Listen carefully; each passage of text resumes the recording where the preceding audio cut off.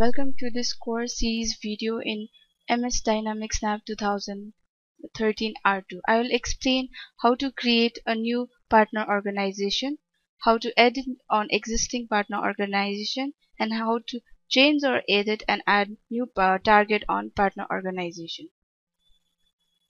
I'm Elisha Razbandari, Microsoft Dynamics NAV Nav Consultant, and I have created this video in cooperation with Agile Solution Private Limited.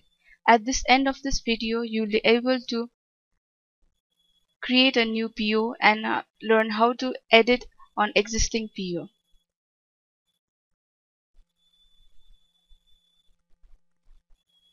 Step 1. Create new PO.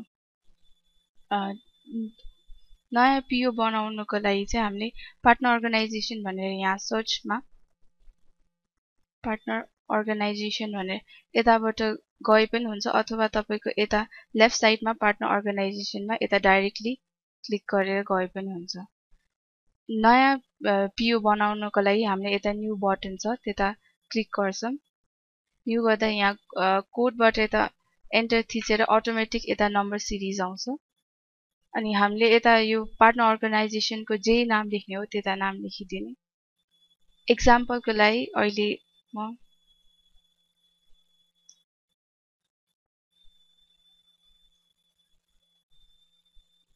महिला जागरण समिति राखिदिन्छु। यतिगरी यहाँ नेममा तपाईहरुलाई space पुगेन भने त्यही name चाहिँ तपाईले यहाँ नेम 2 मा राख्न सक्नुहुन्छ। त्यसैगरी यहाँ टाइपमा तपाईले एनजीओ कि एफआई भनेर तपाईले कुनै एउटा सिलेक्ट गर्नुहुन्छ। यतिगरी तपाईले एनजीओ सिलेक्ट गर्नुभयो भने तपाईले यहाँ एफआई टाइप भर्ने दिने छैन। यतिगरी तपाईले यहाँ एफआई टाइप सिलेक्ट गर्नुभयो भने यो चाहिँ एफआई टाइप एफआई सिलेक्ट गर्नुभयो भने चाहिँ एफआई टाइप एडिटेबल हुन्छ। अनि यहाँ तपाईले के राख्नु हुने हो त्यता चाहिँ तपाईले यता राख्न दिनुहुन्छ। त्यसैगरी यहाँ रेजिस्टर्ड विथमा यता कुन चाहिँ कोडबाट हो भनेर यता राख्न सकिन्छ। नेपाल फाइनान्स ग्रुप, नेपाल राष्ट्र बैंक। यतिगरी यताबाट पुगेन भने चाहिँ तपाईको यता कोड छैन भने तपाईले यहाँ न्यू गर्नु भएर यता नयाँ थप्न सक्नुहुनेछ। यतिगरी तपाईलाई यहाँ न्यू यता भर्नु छ भने यसलाई एन्टर थिच्दिनु। त्यहाँबाट चाहिँ तपाईको यता नम्बर यो अटोमेटिकली जेनेरेट हुन्छ। यसमा मेन भर्नुपर्ने भनेको चाहिँ यता यो एनजीओ कि एफआई भनेर भन्यो। हामीले यो प्रिभियसली यहाँ फिल्डमा एफआई भरेको हुनाले म एफआई नै गर्छु यसको लागि। अनि यसको नाम के हो एक्जाम्पलको लागि म यहाँ नामलाई एभरेस्ट बैंक राख्छु। यसैगरी यता तपाईहरुले अरु इन्फर्मेसन एड्रेस टु पोस्टकोड तपाईहरुले भर्न सक्नुहुन्छ। यो भरिसकेपछि यो भर्नु भइसकेपछि तपाईको कन्ट्याक्ट कार्डमा तपाईको यो अटोमेटिकली सेभ हुन्छ। त्यसैगरी ओके गरिदिनुस्। अब चाहिँ तपाईको यो लिस्टमा हाम्रो यहाँ एभरेस्ट बैंक पनि आयो।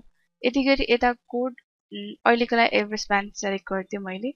यतिगरी यता हामीले कुनै पनि राख्न मिलेन भए तपाईले यता अदर स्पेसिफाई गरेर यता स्पेसिफाई गर्न सक्नुहुन्छ। त्यसैगरी पार्टनरशिप डेटमा तपाईले कुनै यसको साइन डेट मानौँ यो मे 1 मा थियो अनि एन्ड डेट अब कुनै एउटा एन्ड डेटमा हामीले राखिदियौं। त्यसैगरी तपाईले यहाँ डिस्ट्रिक्टको इन्फर्मेसन राख्न सक्नुहुन्छ कुन चाहिँ डिस्ट्रिक्टमा हो भनेर।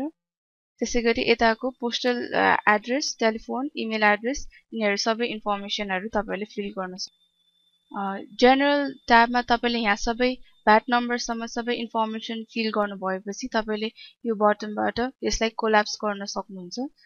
त्यहीकारण यसो गर्दा चाहिँ तपाईहरुको यो स्क्रिन यता तल चाहिँ अब हामी एक्जिक्युटिभ कमिटी / प्रोजेक्ट टिममा यता पुग्छौं। अनि यता चाहिँ तपाईले इन्फर्मेसन भर्न सक्नुहुन्छ। अब यो पार्टनर अर्गनाइजेसनमा एक्जिक्युटिभ कम्युनिटीमा को हुनुहुन्छ। यता टाइप चाहिँ एक्जिक्युटिभ कमिटी र प्रोजेक्ट टिम छ। एक्जिक्युटिभ कमिटीमा नाम भर्न सक्नुहुन्छ। एक्जाम्पलको लागि एक्जिक्युटिभ कम्युनिटीमा मैले राखे। उहाँको जेन्डर डेजिग्नेसन यता राख्न सक्नुहुन्छ। यसैगरी अर्को एक्जिक्युटिभ कमिटी छ भए त्यो राख्ने न त भए प्रोजेक्ट टिममा चाहिँ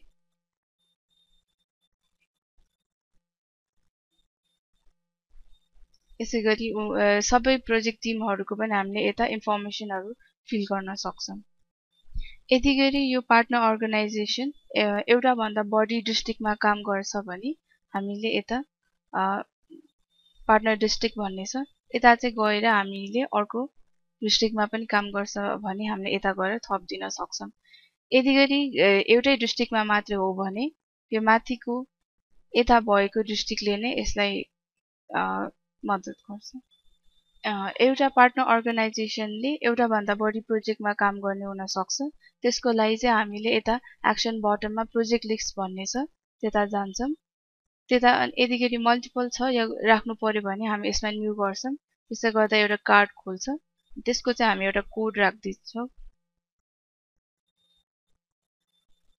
एक्जाम्पलको लागि मैले यहाँ यसको नाम प्रोजेक्ट 1 भनेर राखेँ कोड हामीले यसरी दिन्छौँ अनि यसको प्रोजेक्टको नाम प्रोजेक्ट 1 राख्यौँ यसको स्टार्ट डेट कहिलेबाट हुन्छ अनि एन्ड डेट त्यसै गरी कताबाट हुन्छ भने हामीले राख्न सक्छौँ अनि यहाँ चाहिँ हामीले त्यसको बजेट कति अमाउन्टको बजेट हो त्यता राख्न सक्छौँ त्यसै गरी यता हामीले नेम अफ फोकल पर्सन र मोबाइल नम्बर पनि यता इन्फर्मेसन हाल्न सक्छौँ हामीले यता जनरल इन्फर्मेसनमा इन्फर्मेसनहरू भरिसकेपछि हामीले यता ह्युमन रिसोर्स डिटेल्समा यता हामीले त्यो प्रोजेक्टमा को ह्युमन रिसोर्सेसहरू हुनुहुन्छ हामीले यता राख्न सक्छौँ डेजिग्नेसन उहाँको के हो अनि कन्ट्याक्ट नम्बर यसै गरी यता अरू लिस्टहरू भर्न सक्छौँ त्यो भरिसकेपछि हामीले यता टार्गेट भर्छौँ यताको टार्गेट यो प्रोजेक्टको टार्गेट कोड के हो यता ड्रप डाउनमा आउँछ त्यसै गरी हामीले एउटा यता राखौँ टार्गेट हामीले यसै गरी हामीले यहाँ मल्टिपल टार्गेटहरू राख्न सक्छौँ